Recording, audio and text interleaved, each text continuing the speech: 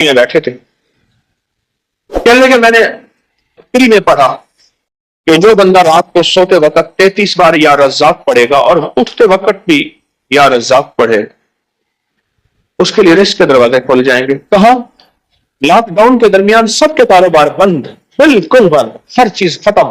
میں نے یہ عمل کیا، فون کے اوپر میرا کاروبار شروع ہو گیا اور سارا نظام چلنا شروع ہو گیا، میری ہر چیز لاجواب ہو گئی۔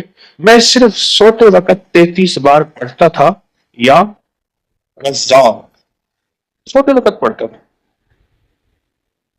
اور اٹھتے ہی فوراً، یعنی آنکھ کھلتے ہی فوراً 33 بار پڑھتا تھا یا رزاق۔ بس کام ہو گیا بہترین کہ ساری دنیا کے کاروبار بند ہیں، ساری دنیا کی روزی بند ہے، ہر جگہ راستے بند، ریلیں بند، گاڑیاں بند، ٹرک بند، جہاز بند، سب کچھ بند، سب کچھ بند ہے، پر میرا رزق کھلا بھی ہوا ہے، چل بھی رہا ہے۔ صرف 33 بار سوتے وقت، کوئی وضو کچھ ہی شرط نہیں، یا رزاق پڑھ لیا، اور 33 بار یا رزاق پڑھنے میں میرے خیال میں کہ 1 منٹ بھی نہیں لگے گا، 1 منٹ بھی نہیں لگے۔ کیا آپ اس تعویذ کو جانتے ہیں جو طلسماتی پتھر پر لکھا ہوا تھا جس سے ہر دعا قبول ہوتی ہے؟ ایک اللہ کے ولی کا دیا ہوا انوکھا ایسا نظام، ایسا طلسم، عجائبات کی دنیا کہ ہم نہ جانیں؟ کیا اللہ احد و اللہ صمد کا ایک پراسرار نظام، اور وہ پراسرار نظام جس کے اندر ہمارے لیے راحتیں ہی راحتیں، رحمتیں ہی رحمتیں، برکتیں ہی برکتیں، عافیتیں ہی عافیتیں، واقعی مصیبتیں ٹالنے والا اور مصیبتیں ٹلوانے والا وہ پراسرار حیرت انگیز پتھر کیسے دریافت ہوا؟ بسم اللہ الرحمن الرحیم، السلام علیکم ورحمۃ اللہ وبرکاتہ۔ دنیا عجائبات سے بھری ہوئی ہے، زمین کے نیچے، زمین کے اوپر، آسمان وسطوں میں۔ یہ سائنس جتنی بھی ہے، ان سب نے ان طلسمات، عجائبات اور انوکھی انہونی دنیا کو دریافت کی ہے، اس کے نام تو سائنس ہے۔ لیکن سائنس وہاں نہیں پہنچی جہاں کائنات کے رازوں میں اللہ کے دوست پہنچے ہیں، اللہ کے مقرب بندے پہنچے ہیں۔ آج بھی یہ حقیقت ہے۔ آئیں آج ایک واقعہ بھی بیان کرتے ہیں، ایک عمل بھی اور ایک خوبصورت نظام بھی۔ عمارہ بن حزن رضی اللہ تعالیٰ عنہ فرماتے ہیں، ہماری قبیلے کی ایک جگہ تھی جس کو حرۃ الحدثان کہا جاتا تھا۔ رات کو وہاں آگ بھڑکتی تھی، دن میں دھواں نکلتا تھا۔ قبیلہ طی، جس کے حاتم طی تھے، اپنی اونٹنیوں کو اس آگ کی روشنی سے چلاتا تھا جو 7 راتوں کے فاصلے سے بھی دکھائی دیتی تھی۔ اتنی اونچی اور اتنی آگ تھی کہ 7 راتوں کے فاصلے سے بھی دکھائی دیتی تھی۔ اس دوران خالد بن سنان، ایک بہت بڑے اللہ کے نیک بندے، قبیلہ مریتا سے آئے اور کہا، اللہ نے مجھے حکم دیا ہے تمہارے لیے اس آگ کو بجھاؤں۔ ہر قبیلے سے ایک شخص میرے ساتھ آئے۔ ہم 10 آدمی ان کے ساتھ چلے، میں بھی ان میں تھا۔ وہ ہمیں ایک کنویں پر لے گئے، وہاں سے آگ کا ایک دہانہ نکلا۔ آگ ہم پر گھیرا ڈالنے لگی، ہم گویا ترازو کے پلڑے میں آ گئے۔ ہم نے پہلے لاٹھیوں سے، پھر جوتوں سے، پھر اماموں سے مارا، یہاں تک کہ سب کچھ جل گیا۔ ہم نے کہا، اے خالد، تم نے ہمیں ہلاک کر دیا؟ انہوں نے کہا، نہیں، یہ آگ حکم کے تابع ہے، میں بھی حکم پر ہوں۔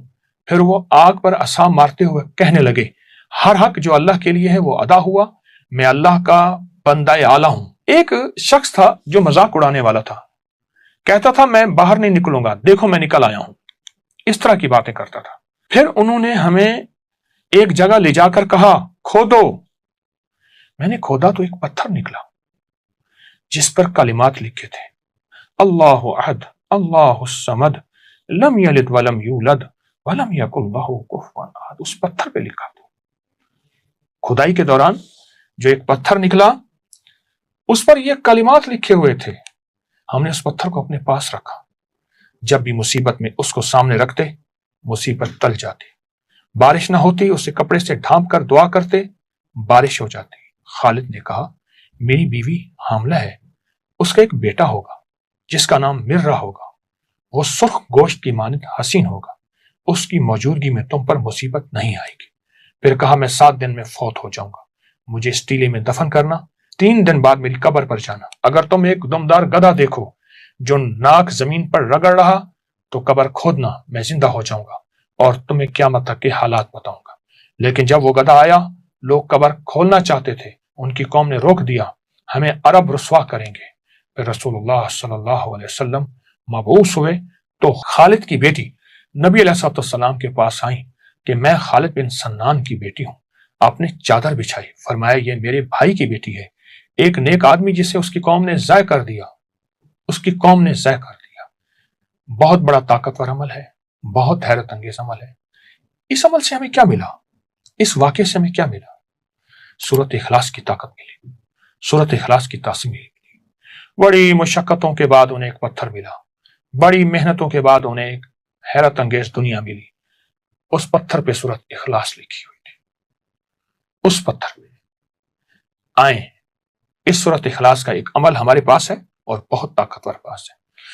رسول اللہ صلی اللہ تعالی علیہ وسلم نے فرمایا، عمر رضی اللہ تعالی عنہ، عمر جو بندہ 10 بار سورۃ اخلاص پڑھتا ہے جنت میں اس کے لیے محل بنا دیا جاتا ہے۔ تو عرض کیا یا رسول اللہ صلی اللہ علیہ وسلم اگر کوئی 20 بار پڑھے؟ فرمایا 2 محل بن جائیں گے۔ اس طرح کرتے کرتے فرمایا یا رسول اللہ اگر کوئی 100 دفعہ پڑھے؟ فرمایا جنت میں 10 محل بن جائیں گے۔ آپ نے محسوس کیا اس پتھر کی تاثیر کو؟ آپ غور سے توجہ سے میری گفتگو کو سمجھیں، اس پتھر کی تاثیر کو، کہ اس پتھر کی تاثیر میں کیا چیز تھی ایسی، کیا عمل تھا ایسا؟ فرمایا جب ہمیں مشکل آتی، جب پریشانی آتی، جب الجھن آتی، اس پتھر، اصل پتھر نہیں، اس پتھر کے اوپر اخلاص تھی، اصل پتھر نہیں ہے۔ وہ بڑی تلاش کے بعد انہیں جو سورۃ اخلاص کا پتھر ملا، ان کی ہر مصیبت دور، ان کی ہر مشکل ختم، ان کی ہر ناکامی ختم، انہیں عزت دولت ملتی تھی، انہیں رزق صحت ملتا تھا، ان کی مشکلیں ٹلتی تھیں، ان پہ بارشیں ہوتی تھیں، ان سے بارشیں روکی جاتی تھیں جب چاہتے تھے۔ یہ سب کچھ سورۃ اخلاص کی برکت سے ہے۔ آج بھی جو بندہ کوئی بھی مصیبت پریشانی ہو، تکلیف ہو، سورۃ اخلاص کی تسبیحاں پڑھ کے، سورۃ اخلاص کی تسبیحاں پڑھ کے حضور کے گھرانے کو ہدیہ کرے گا، میرا تجربہ ہے، ہر مصیبت دور ہوتی ہے، ہر پریشانی ختم ہوتی ہے۔ حضور کا گھرانہ، حضور کی بیویاں، حضور کی بیٹیاں بیٹے، حضور کے داماد نواسے اور نواسیاں، یہ حضور کا گھرانہ ہے۔ جو ہدیہ کرے گا حضور کے گھرانے کو، اللہ پاک اس کی مشکل دور کر دے گا۔ پتھر نہیں، پتھر پہ جو لفظ لکھے ہیں، جو بڑی محنتوں اور مشقتوں کے بعد ملے، وہ لفظ ہیں سورۃ اخلاص کے۔ آئیں اس کی قدردانی بڑھائیں، آئیں اس کی توجہ بڑھائیں اور سورۃ اخلاص میں ڈوب جائیں۔ انشاءاللہ سورۃ اخلاص دنیا کی ناکامی سے بھی بچائے گی اور آخرت کی الجھنوں دھکوں سے بھی بچائے گی۔ عمل کو کریں، نسلوں کو سکھائیں اور برکتیں ہمیشہ ہمیشہ کے لیے پائیں۔ جزاک اللہ۔ السلام علیکم ورحمۃ اللہ وبرکاتہ۔ اس ویڈیو کو لائک اور شیئر کریں، اپنے یوٹیوب چینل کو سبسکرائب کریں اور روزانہ زیادہ سے زیادہ سبسکرائب کروائیں۔ آپ دوسروں کے لیے صدقہ جاریہ بنیں گے، اللہ پہلے آپ کے دکھ ڈالے گا۔ ہمارے نا محلے میں ایک درزی ہوتا تھا، بہت کاریگر تھا، اس کے بڑے شاگرد تھے، اصل وہ بکھر کا تھا۔ یہاں روزی روٹی ملی تو وہیں آ گیا، پرانے شہر میں رہتا تھا، تو وہاں اس کے ساتھ ایک عجیب معاملہ تھا۔ وہ جس دکان پہ بھی بیٹھتا، ساری عمر گھر بھی کرائے کا تھا، اس کی دکان بھی کرائے کی تھی، اور ساری عمر ایسی گزری۔ جس دکان پہ بیٹھتا تھا، جس دکان پہ بیٹھتا تھا، وہ اس دکان وہ کیا کرتا تھا؟ ویران دکان ڈھونڈتا تھا جس کی دکان کرائے پہ نہیں ہوتی تھی۔ غور طلب بات ہے، عجیب بات بتا رہا ہوں، یہ میرے دیکھے واقع ہیں۔ وہ ہمارے پڑوس میں کوئی 30 سال رہا، تقریباً 30 سال رہا۔ وہ ویران دکان لیتا تھا، نامور اتنا تھا کہ استاد کو آ کے دنیا ڈھونڈتی تھی، چاہے وہ گلی کے کونے میں جہاں بیٹھ جائے، اتنا کاریگر تھا۔ ویران دکان ڈھونڈتا تھا جس دکان کو کوئی نہیں لیتا تھا، پھر لکھواتا تھا کہ میں اتنے سال تک نہیں اٹھائے گا، وہ خوشی سے لکھ کے دے دیتا تھا، کیونکہ اس کو تجربہ تھا، اس کو نہیں تھا۔ اتنے اور بڑے بڑے طاقتور لوگوں کی گواہیاں ڈلواتا تھا کہ کل کو مجھے اٹھائے گا، کیونکہ میں کیسے اٹھاؤں گا، میری دکان کرائے پہ نہیں جاتی، تو مجھے کرایہ دے رہا، اتنے عرصے سے میری دکان بند پڑی ہے، میں کیسے اٹھاؤں گا؟ کہ نہیں، وہ تو مجھے اٹھائے گا، پتہ ہے مجھے۔ بڑے بڑے لوگوں کی گواہیاں ڈلواتا تھا، لکھواتا تھا، کرایہ دیتا رہوں گا، دیتا تھا۔ ادھر وہ کرائے پہ بیٹھتا تھا، چند دنوں کے پاس اس کے پاس لوگ آنا شروع ہو جاتے، یہ دکان دے۔ وہ اگر 20 روپے کرایہ دیتے، ہم 30 روپے دیتے ہیں، ہم 40 روپے دیتے ہیں، کوئی کہ ہم 50 روپے دیتے ہیں۔ अब उसका दिमाग बेचारे का तो वैसे हिला, चेतरल गया, दिमाग तो हिलना था। वो इसको आके कहता कि मुझे इतने लोग दे रहे हैं। मैंने कहा मैंने तुझे पहले कहा था लिखवा के दो। अच्छा, ये चंद बार हुआ। जिस दुकान पे भी बैठता था उस दुकान पे बैठते ही इसके साथ ये मामला शुरू हो जाता। अब ये राज किसी को पता नहीं था, ये राज है क्या इसका, इसके साथ क्या होता है, इसके साथ ऐसा क्यों होता है। उसने ना एक दफा ये राज एक बंदे को बताया, उसने मुझे बताया, बरह रास्त मैंने उससे बात नहीं हुई, लेकिन हमारा पड़ोसी था वो। एक बंदे को उसने राज बताया, हमारा एक रिश्तेदार था, उसको ये राज बताया और उसको कहा कि मेरे साथ ये राज है। उसने अब जो लफ्ज कहना, पहले मैं वो लफ्ज आपके सामने बयान करता हूँ। कहने लगा बख्त मेरे ऊपर पागल है और मुझे अखे बख्त मेरे ऊपर पागल है, मैं नहीं चाहता वाल में को आते विलड़ में दे, विलड़ चिपक जाता है, चिपट जाता है, लिपट जाता है, मैं नहीं चाहता आके फिर मुझे लिपट जाता है बख्त। अच्छा, जिसकी दुकान आने की होती है 100 आने की हो जाती है। अच्छा, इधर मैं दुकान छोड़ के जाता हूँ किसी और जगह पे, वो दुकान फिर आने की हो जाती है, फिर जहां मैं जाके बैठता हूँ फिर वो 100 आने की हो जाती है। फिर वो पीछे वाले मुझे आके बुलाते हैं, आपकी मेहरबानी आ जाओ, इससे कम किराया देना। था कोई ऐसा, क्योंकि हाथ का कारीगर बहुत कम होता है जो सरफिरा ना हो, हाथ का कारीगर वो हाथ का जिस शोबे का हो। था को सर फिरा, कह रहा मैं नहीं जाता था दुकान पे, तुमने मुझे निकाला था। सारी जिंदगी उसने ऐसे गुजारी। अब ये बख्त कहां से मिला? अब बख्त को सुने। कहा मेरा बाप मजदूर था, मजदूरी करता था, बड़ा हुआ तो उसने मुझे दर्जियों के काम पे डाल दिया कि बेटा चलो छांव का काम है तो करता रहेगा। मैं तो धूप सर्दी गर्मी मजदूरियां करता रहा, दर्जियों का काम छांव का काम है तो करता रहेगा। और मेरे वालिद कहता था तुझे कोई ऐसा रईस मिल जाए जो अपनी डेवड़ी में जो जगह दे। बाज रईस ऐसे होते हैं जिन्होंने मुस्तकिल दर्जी रखे हुए होते हैं, उनका हर वक्त कपड़े सिलते रहते हैं। पहले दुआएं देता था वालिद मुझे कोई रईस मिल जाए। क्या वालिद का हादसा हो गया, वालिद की टांग टूट गई। वालिद की बूढ़ी वालदा थी, मैं हम वालिद की खिदमत करते थे, वालिद दुआएं देता था, अनपढ़ था।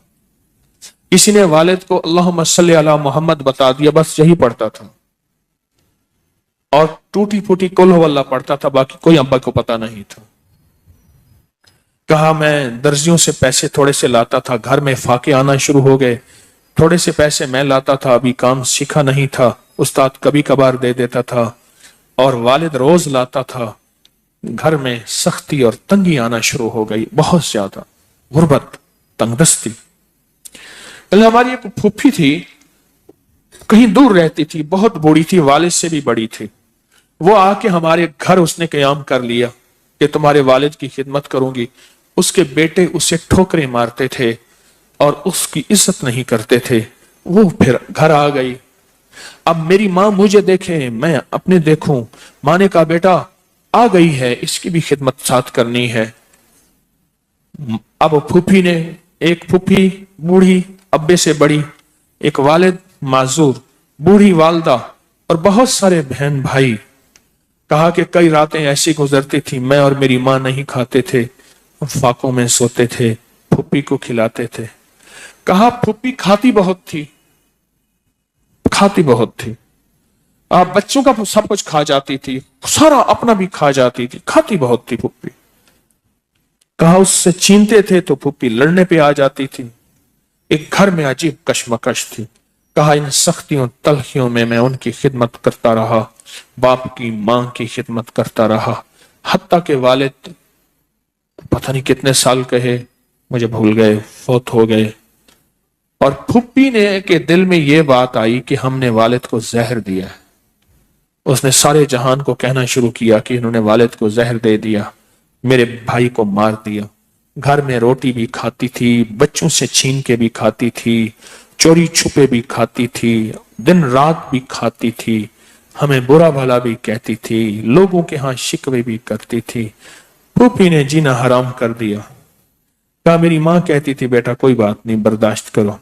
बर्दाश्त करते करते फूफी भी चली गई और उसको अल्लाह की अमानत को अल्लाह के सुपुर्द किया। और फिर अब माँ रह गई।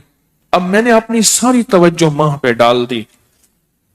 कहा अम्मा क्या करती, खाली छाबी नहीं होती है, छाबी रोटी तो थोड़ी सी होती थी, खा लेते थे, खाली छाबी हाथ में ऐसे लेके ना कहती अल्लाह इसको इतना बख्त दे, इतना बख्त दे, इसके साथ धरती लगे तो उसको बख्त दे, इसके साथ सुई लगे तो उसको बख्त दे, इसके साथ धागा लगे तो उसको बख्त दे, इसके कपड़े जो पहने उसको बख्त दे, इसको जो देखे उसको बख्त दे, इसको जो इसको देखे उसको बख्त। अम्मा चाबी लेके मांगती थी, रोती थी, और बाज़ औक़ात चाबी में अम्मा के बहुत सारे आंसू होते थे। कि बस ये निजाम चलता रहा, अम्मा भी गुजर गई। अब उसके बाद फिर मैं, मेरे बच्चे, अब जो बख्त के दरवाजे खुले, मैं जिसको देखता हूं उसको बख्त, जो मेरे कपड़े पहनता है उसको बख्त, जिससे सुई खरीदता हूं उसको बख्त, जिससे धागा खरीदता हूं उसको बख्त, जिसकी जगह पे बैठता हूं उसको बख्त। बख्त जब बेदार था, बदबख्त आंखें सो गई। ख्याल करना, अभी बख्त बेदार है, कहीं बदबख्त आंखें सो ना जाए। वो दुआओं का जखीरा उस दर्जी के पास था, वो दुआओं का जखीरा, फुप्पी की नागवारियों का जखीरा, अब्बी की सबर का जखीरा, फुप्पी की नागवारियों का जखीरा, अम्मा के सबर का जखीरा वो साथ था। बस सहता रहा, चलता रहा। अल्लाह के नामाए अमाल में, अल्लाह के निजाम में लिखा जाता रहा। वो तुझे कोई दुआएं दे नहीं रहा, ना दे, मेरे निजाम में तू उन लोगों में है जिनके साथ दुआएं मिलती हैं, जिनके साथ दुआएं लगती हैं, जिनके साथ दुआएं लिपट जाती हैं, तो उन लोगों में। हमें दुआओं का जखीरा चाहिए, हमें दुआएं चाहिए किसी की, हम किसी की दुआओं में आ जाएं।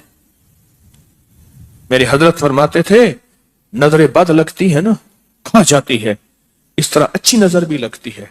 तुझे किसी अल्लाह वाले की अच्छी नजर लग जाए, तुझे मुर्शिद की अच्छी नजर लग जाए, तुझे माँ बाप किसी दुर्वेश की अच्छी नजर लग जाए, और नजर तेरा काम बना देगी। जिस तरह बुरी नजर खा जाती है, बर्बाद कर देती है, इस तरह अच्छी नजर आबाद और शाद कर देती है, बा मुराद कर देती है।